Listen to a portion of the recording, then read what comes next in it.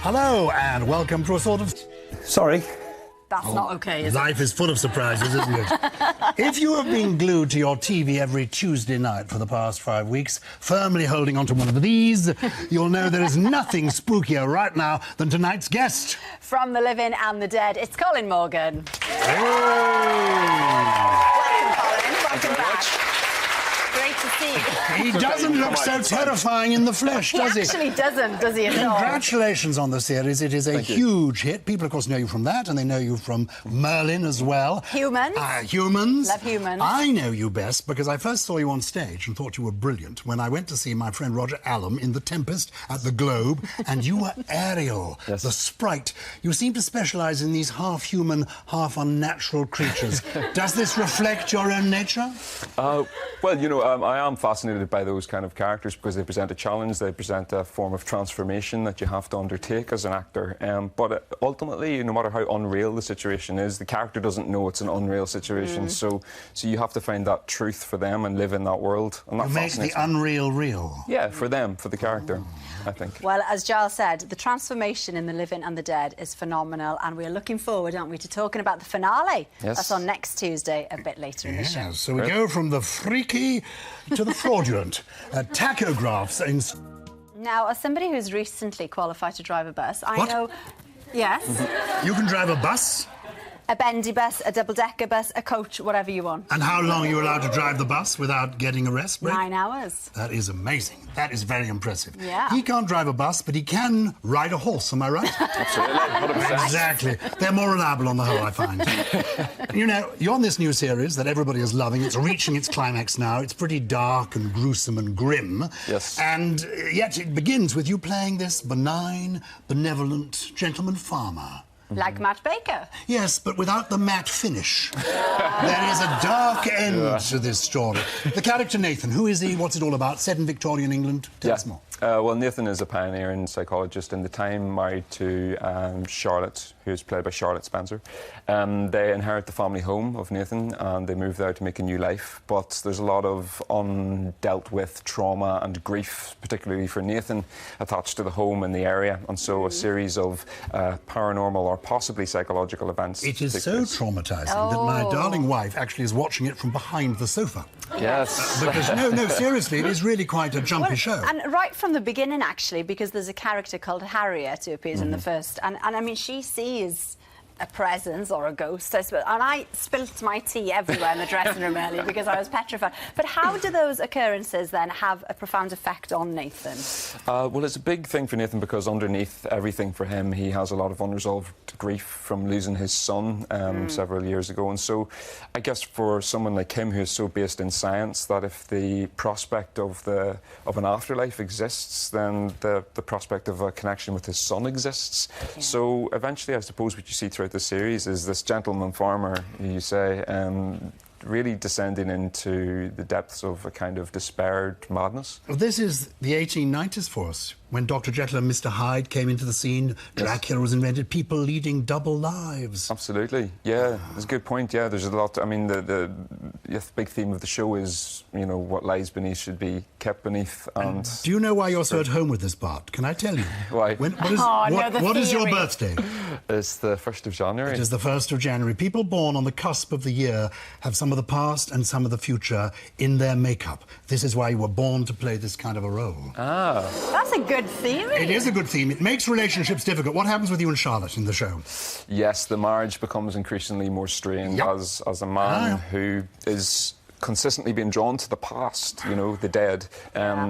To live in the present for him with the living is a tough thing, and she's the grounding force for him. She's the one that can keep him there, and so it becomes increasingly difficult for her to keep the marriage together. Well, it starts off sweetness and light, and then the climax of the relationship happens in the finale, which is next Tuesday. Let's just have a look.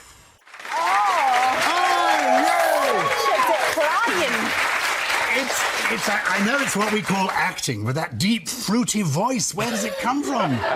It's amazing. Yeah, it's a challenge. I can see what drew them to you. What drew you to them? Why are you doing this script? What excites you? I mean, always it's the script, always it's the character. It's a guttural instinct. Sometimes when you read something, there's an unspoken sort of calling, I think, that comes from a character. You must play me. Yeah, exactly. Yeah. And they got to intimidate you. They got to make you a bit scared yourself to do it, because I think that's the driving force behind things, the challenge behind it. You terrify us, I can tell you. Terrify us. Well, you can catch the finale of The Living and the Dead on Tuesday night at 9 o'clock on BBC One. You can also watch the whole series on BBC iPlayer, or it's also available on DVD from the 8th of August. Nowadays, we are rarely found far from our phones, watching videos on them, booking flights, taking photos of our dinner. Some of us spend more time on our phones than we do talking to each other. And now smart technology is spreading into the home. There you are. Modern. Delete. And they were exposed to an electric toaster. Oh, thanks to everyone who took part in that film. Classic one-show viewers there, and we love you all. Yeah, one of them has texted me to say, why did you not leave your shirt properly in the dye so that it actually did the whole job? I don't know. I have to say, I'm speechless. This new technology, I just don't like it. I do not wish to learn another Richard password. You're very good, actually, on the old Twitter and all sorts, Giles. You are. Let's quickly talk about The Fall. Yes. Now, we loved the second series, but at the end, there was this big cliffhanger because you were shot, your character, along with Jamie Dornan. Big shame. Oh, gosh, I hope that's not too much of a spoiler. But third series, then. Yeah. Are we going to see you? Well, again, we're very much locked down on what much we can say and what we can't say. That's For one show exclusive, do you at least make an appearance at the beginning of it? Well, Will we get a glimpse? Well, we pick up right where series 2 ended off. Right at the end of that scene. Right at the end, you're We'll see you again. You're straight away picks up. They heard it here first. Maybe in a One flashback. shoe- Well, we don't know. That's the mystery. That's the excitement. Wow. Good. All right. Well, as many of you pack your bags for the annual summer get. Well, he was rather good, wasn't he? Oh, yes, tell you who is rather good, and she is here. Lucy is here with two more tales which spookily predicted the future. Yes, I think these are really spooky. OK, so the first one is called Stand on Zanzibar. It was published in 1969, and in it, British author John Brunner is writing about the year 2010, so modern-day America, basically. It's frighteningly, it's like practically an account of how we live. So first of all, there's the stuff that people are using. They're driving around in electric vehicles. They're using laser printers. They have on-demand TV and film. But what about the cultural and the context, the backdrop? Well, society is plagued by terrorism. It's very, very dark. There's mass shootings. There's a prevalence of mass shootings. And then on a lighter note, there's lots of cultural things that are happening. So people still get married, but very few. The prevalent trend is for casual hookups. Oh, That's what he right, swipe left. Exactly, lots of swiping. What's that about? We'll explain it later. Detroit, the once flourishing city, is now in decline and in poverty, but what they do have is electronic dance music. He predicted Detroit rave culture in 1969, the era of flower power. If you're not convinced of his genius by that, there's one other killer fact. Go on. There is a world leader who's universally adored. Guess what his name is? What is his name? President Obama. No. What? No. Two President letters Obama? different. When was Yes. this written? This was written in 1969. It's amazing. It is totally It's amazing. It Yes. is amazing. Yes. You make it up.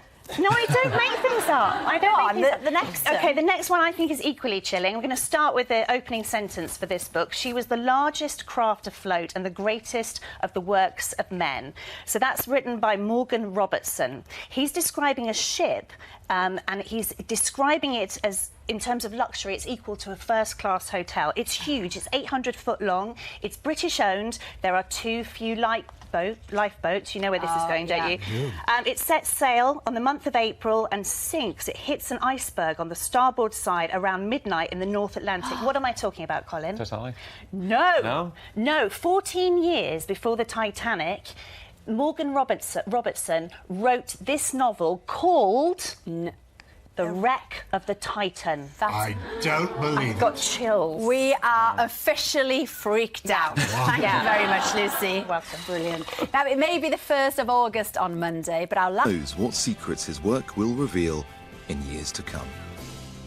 Weren't they pretty? Beautiful. Lovely snow cakes. You can't beat snow. But that is it for tonight. So our thanks to Colin. Yeah. The final episode of The Living and the Dead is on Tuesday night at 9 o'clock on BBC One, and it is spectacular. It is. Thank you so much to you as well, Giles, for stepping in. Tomorrow, Ricky Wilson will be back on the sofa with me, and he's performing at the end of the show. Plus, we'll have actress Kelly MacDonald with us. Not to be missed. See you then. Bye.